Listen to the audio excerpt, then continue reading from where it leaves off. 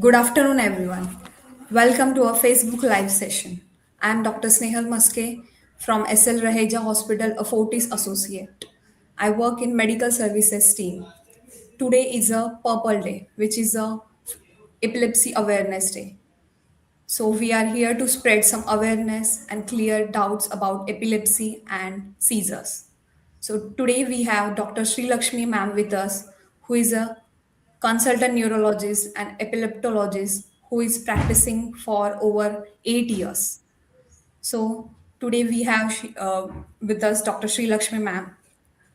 She's currently practicing in SL Raheja Hospital, Mahim, has strong expertise in managing epilepsy and other neurological condition. Doctor, we are really glad to have you with us.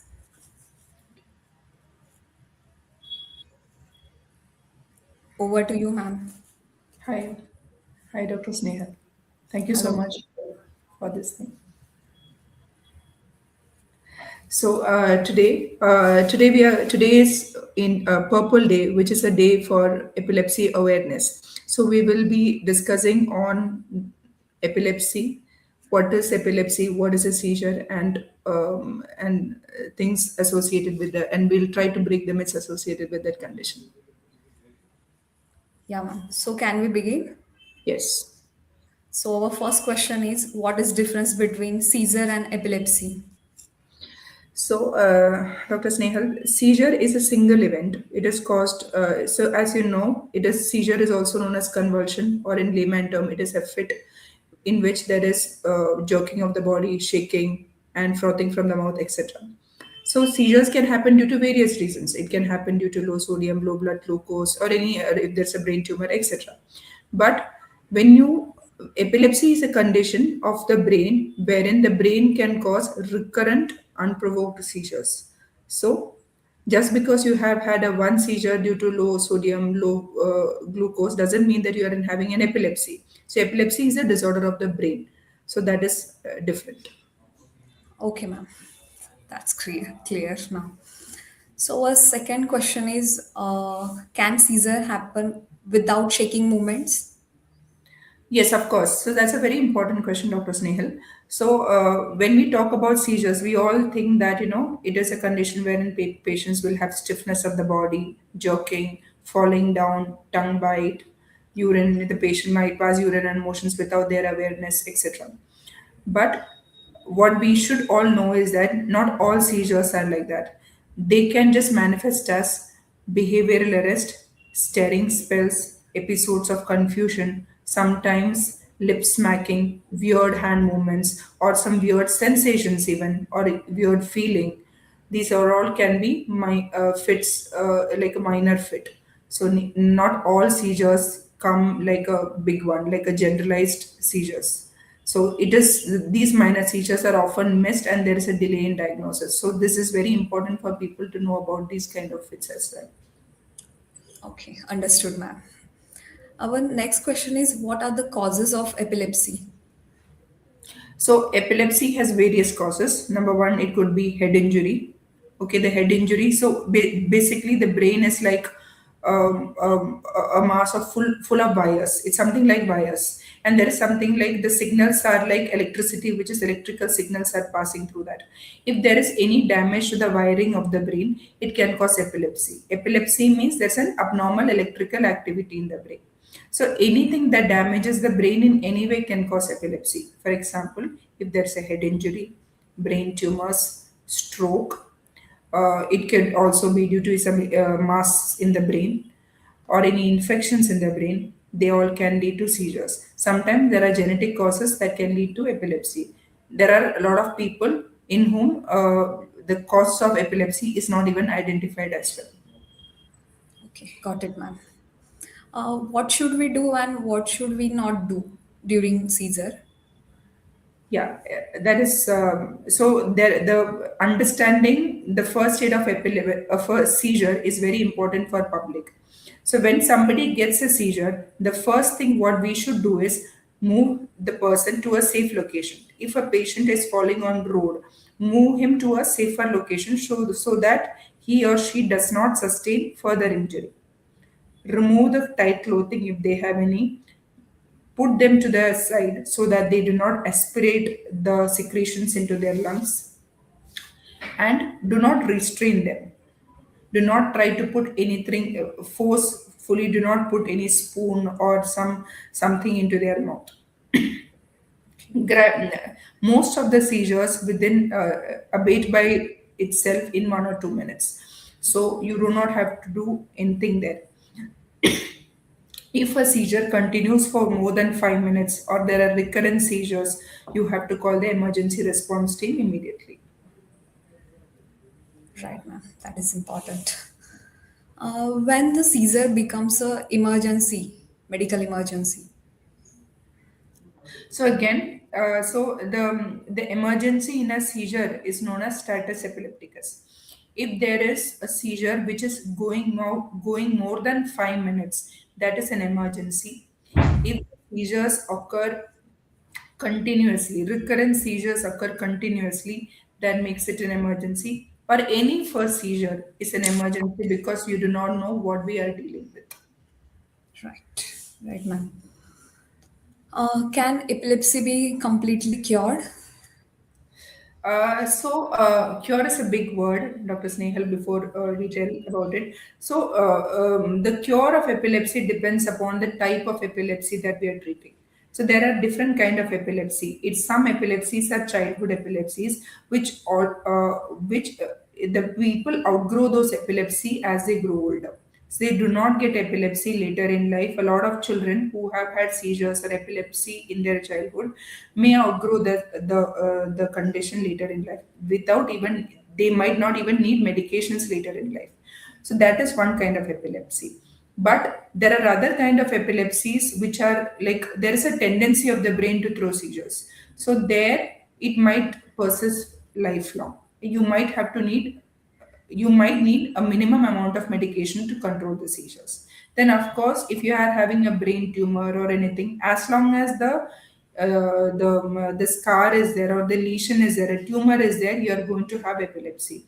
If you remove it, there is a very less chance of epilepsy. So, depending upon the condition, the cure comes in. Understood, ma'am. Can people with epilepsy live normal life, like in education, job, marriage, all these things? So that is the biggest misconception about epilepsy or seizures. First of all, our understanding of epilepsy in itself is wrong among the public. So definitely, patients with epilepsy can live.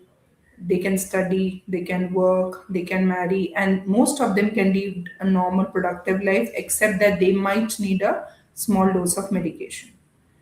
Okay, so unless the patient is having a developmental delay or any other bigger issues, that impedes them from living a normal life. Epilepsy, as such, if you treat it well, if you take the right treatment at the right dose, follow up regularly, have a good sleep pattern, and with all the measures, they can lead a normal life. Right. That's very encouraging. So, what are, ma'am, some common myths about epilepsy that people still believe? uh, the disease, as I said before, the seizure or epilepsy, the disease itself, the understanding of the disease itself is wrong in a lot of people. We all think that epilepsy is probably due to stress. Because of stress or depression, there is a fit, okay, which is wrong. Epilepsy or a seizure is a disorder of the brain in which there's an abnormal electrical activity. First, number one is that the understanding has to be correct from there. And a lot of people think that it is due to some supernatural causes or possession. A lot of people have that belief also, which is again entirely baseless. And people think that, as we said before, they cannot lead a normal life. So hence, there's a lot of stigma associated with epilepsy. In work environment, in studies, in a marriage, everywhere it becomes difficult because the society feels that they cannot lead a normal life, which is completely untrue. And again, having medications is going to have side effects, so hence a lot of people do not take it regularly. which is again, it will do more harm because the medicines are in fact going to give you a normal life. Now we have medications which can be taken for a long time without much side effects. We have that in medicine now. So medicines are very important, and and that is and even in patients who are not controlled with medications, there are different modalities for them, like epilepsy surgery. There is ketogenic diet. There is something called as a vagal nerve stimulation. A lot of other therapies are there which can control epilepsy in places wherein medicines do not offer complete cure. So there are a lot of myths associated with it. So I would encourage everyone to understand scientifically about this condition so that they can make informed choices correctly. Okay, ma'am, that clears many doubts. So our last question is, when should someone consult neurologist or consider advanced treatment like surgery? Yeah, so when you have a first seizure, always go to a neurologist. If you're getting recurrent seizures despite taking medicines, then you have to definitely visit a neurologist. But otherwise, also, even if you are, well with medications, you must do periodic visits to make sure that you are stable. There are no other side effects, so that it is required. So, 70% of the patients they respond well to medications. You do not need anything more than that. It is medically treatable. Only there are 30% of population who do not respond to medications well. So they are known as drug refractory epilepsy or medically refractory epilepsy. So, in such patients also, we have no advanced options with us. Number one is we have something called as an epilepsy surgery, wherein if you can do certain investigations like an MRI, EEG, or a PET scan to look if the seizure is coming from one point in the brain, and if we after doing the evaluation, if you feel that that area is safe to be removed, then removal of that area can result in seizure freedom. So that is very big, a big change for them. From multiple medications they come down, for example, if they are on 4 or 5 medications, they come down to 1 or 2 medications, or rarely they can even become drug free as well. So, so there is a very important option that must be offered to patients who are not responding to medications well. So that is also there is a lot of advancement in this regard, and patients should try to go through that option. And if it is feasible, they should undergo surgery if it is safe for them. The second therapy is we have something called as a ketogenic diet. We know that when we take in food, the carbohydrate give energy to the brain. There is something called as a ketogenic diet, which is definitely used for weight loss. In a lot of you must have all heard about ketogenic diet for weight loss. Ketogenic diet, when you give it, this ketones which is produced in the body is protective to the brain. So that can also help in treatment of epilepsy. So hence ketogenic diet is also a good therapeutic modalities, but it only works in certain kind of epilepsies. So you'll have to talk to your neurologist regarding that. The another then, if even if in patients in whom surgery is not possible, we can definitely decrease the seizure burden by using a technique called as a vagal nerve stimulation or a deep brain stimulation, which will decrease the seizure frequency for them. And there are different kind of treatment modalities there are for epilepsy who are not responding to medications. So yeah. Okay, ma'am, that was very informative. So thank you so much, ma'am, for sharing your valuable insight. Thank you so It much. was really informative and helpful for all of us. Thank you so Thank much. you so much, Dr. Snehal.